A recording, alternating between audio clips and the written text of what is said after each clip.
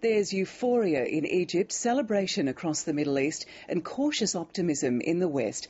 After nearly 3 decades of power, the Egyptian President Hosni Mubarak has stepped down, finally bowing to the popular rebellion that showed no signs of letting up. In 18 days of defiant protests, Egypt was brought to a standstill and around 300 people were killed. But tonight, as the crowds begin to disperse, control of the country is in the hands of the military. ABC correspondent Mark Willesee reports from Cairo. After 30 years of oppression, elation. This was the peaceful protest that brought down the dictator. After 18 days, the People's Revolution toppled Hosni Mubarak. You feel that we are free. We are free. I am Egyptian. I am Egyptian. I am freedom. After 30 years, the pharaoh has finally fallen. These people were devastated. They were heartbroken last night. Tonight, they are jubilant.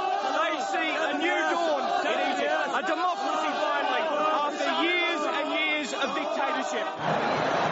After the president had stunned protesters on Thursday by refusing to quit, more than 1 million people swarmed into Tahrir Square, vowing to drive out Hosni Mubarak. He is not listening to what the people want to tell him, what is explained to him, and I think he's a hopeless case. Just hours later came the first hint that the president was finally listening to the roar from Tahrir Square, with reports he'd flown out to Cairo to his family's seat in the desert resort of Sharm el-Sheikh. With the dictator having deserted the capital, it was left to his deputy, the man who for years ran his brutal intelligence agencies, to announce Mubarak was gone. President Hosni Mubarak has decided to step down as the President of the Republic. Power now falls to the generals, a military junta which has vowed to reform the constitution, end 30 years of emergency rule and oversee fair and free elections in September. Some may see this as a military coup, but for now it's time to celebrate. World leaders have hailed the end of a man they once called a friend and an ally.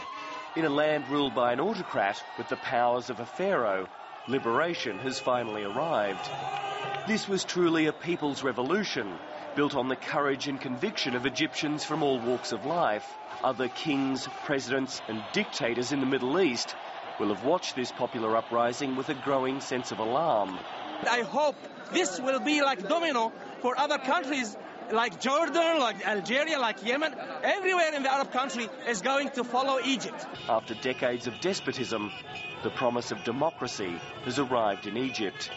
Mark Willesee, ABC News, Cairo.